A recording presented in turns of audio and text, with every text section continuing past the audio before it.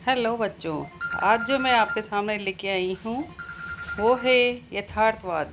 यथार्थवाद, realism. यथार्थवाद क्या है? यथार्थवाद और आदर्शवाद में अंतर कीजिए। What is realism? Distinguish between realism and idealism. यथार्थवाद क्या है? ठीक है। यथार्थवाद, जैसा कि उसके नाम से स्पष्ट है, वह दार्शनिक सिद्धांत है जिसके अनुसार वस्तुओं की सत्ता यथार्थ है ना। वह दार्शनिक सिद्धांत है कौन सा? जिसके अनुसार वस्तुओं की सत्ता यथार्थ है, यानी कि जो हमारे सामने है, जो कुछ हम देखते हैं, जो कुछ हम अनुभव करते हैं, अर्थात हम जो कुछ देखते हैं अथवा अनुभव करते हैं वही सत्य है। जो हमने देखा और जो हमने अनुभव किया वो सत्य है। उसी को क्या कहते हैं हम? रियलिज्म, यानी कि यथार्थवाद। प्रत्यक्ष जगत दृष्टा से स्वतंत्र सत्ता रखता है। मनुष्य का ज्ञान प्रत्यक्ष अनुभव के द्वारा होता है। इस प्रकार यथार्थवादी भौतिक जड़ जगत को यथार्थ मानते हैं। ये वास्तविक, व्यवहारिक और लौकिक जीवन को अधिक महत्व देते हैं। किसको?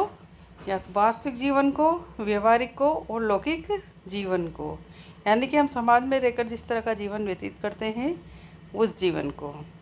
इनके अनुसार वस्तुओं का अस्तित्व ज्ञान से स्वतंत्र है। वस्तुओं के जो अस्तित्व है वो ज्ञान से स्वतंत्र है। हमारा ज्ञान ज्ञेय को प्रभावित नहीं करता।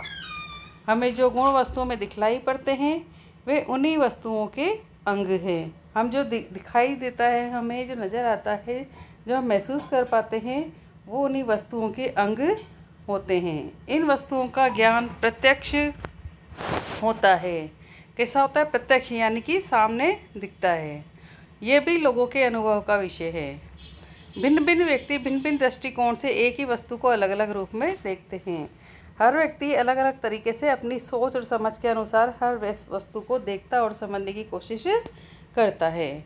वस्तु बाहर होती है और विचार मस्तिष्क में होता है। जिस तरह का वो अनुभव करता है उस तरह का उसके अंदर विचार आता है, किंतु विचार वस्तु के अनुरूप होता है। आगे देखते हैं हम यथार्थवाद और आदर्शवाद। उपरोक्त व्याख्या से स्पष्ट है कि यथार्थवाद आदर्शवाद से अत्यधिक भिन्न है। संक्षेप में इन दोनों में मुख्य अंतर निम्नलिखित है।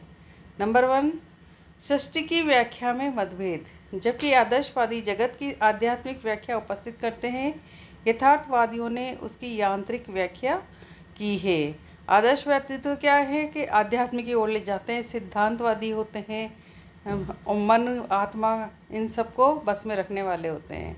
लेकिन यथार्थवादी क्या होता है? उनकी यांत्रिक व्याख्या करते हैं। जो प्रैक्टिकल होता है, जो करके देखने की चीज़ें होती है, वो यांत्रिक व्याख्या किस में होती है? यथार्थवाद में।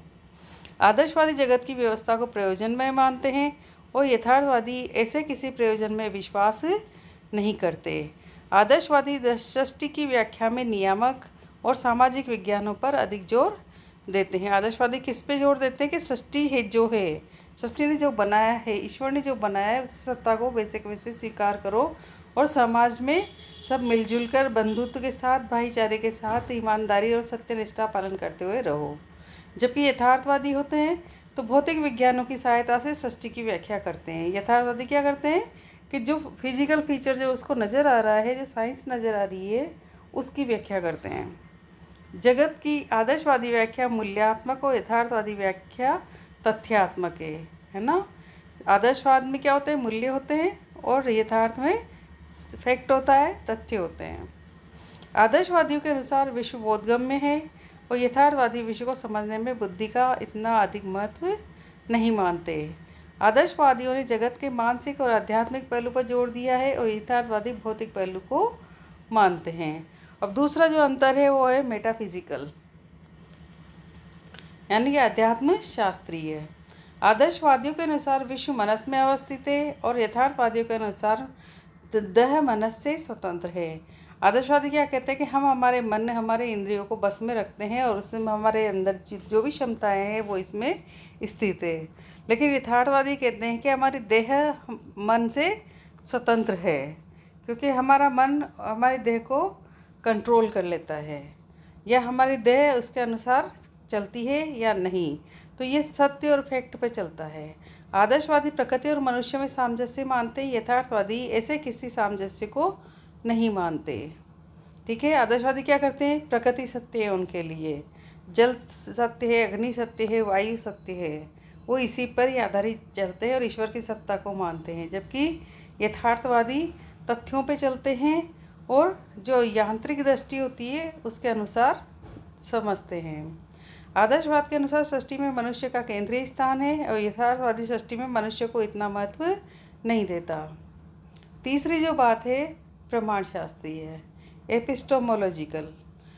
प्रमाण शास्त्र में यथार्थवाद वस्तु स्वातंत्र्यवाद के नाम से जाना जाता है। क्या नाम है इसका? वस्तु स्वातंत्र्यवाद, क्योंकि इसके अनुसार वस्तुओं का अस्तित्व प्रत्ययों से स्वतंत्र है। दूसरी ओर आदर्शवाद के अनुसार ज्ञान से अलग वस्तु का कोई स्वतंत्र अस्तित्व नहीं है। इसी प्रकार जबकि यथार्थवाद के अनुसार वस्तुओं के गुण उन्हीं के अंग है, आदर्शवाद उन्हें बुद्धि द्वारा वस्तु पर आरोपित मानता है। यथार्थवाद के अनुसार ज्ञान वस्तु और उसके गुणों को प्रभावित नहीं करता। क्या होता है यथार्थवाद के अनुसार? ज्ञान वस्तु और उसके गुणों को प्रभावित नहीं करता, जबकि अध्यात्मवाद के अनुसार वह उन्हें प्रभावित करता है। यथार्थवादियों के अनुसार वस्तुओं का ज्ञान प्रत्यक्ष होता है, जबकि आदर्शवादियों के अनुसार ये ज्ञान परोक्ष होता है। यथार्थवाद वस्तुओं को सार्वजनिक मानता है, यानी कि वो मानता है कि जो भी वस्तु है यहाँ पर उपलब्ध है वो सबके लिए सार्वभौमिक है ना। जबकि आदर्शवाद के अनुसार भिन्न भिन्न व्यक्ति वस्तु का भिन्न भिन्न अंतर करते हैं। इस प्रकार यथार्थवादी के अनुसार वस्तु जैसी है वैसी दिखलाई पड़ती है, जबकि आदर्शवादी के अनुसार वस्तु जैसी है वैसी दिखलाई नहीं पड़ती है। मुझे उम्मीद है आपको यथार्थवाद की एक छोटी सी बात समझ में आ गई होगी। अगले वीडियो में फिर नए क्वेश्चन के साथ आपके सामने आएंगे। तब तक के लिए हमारे चैनल को लाइक शेयर सब्सक्राइब करें। धन्यवाद। जय हिंद, जय भारत।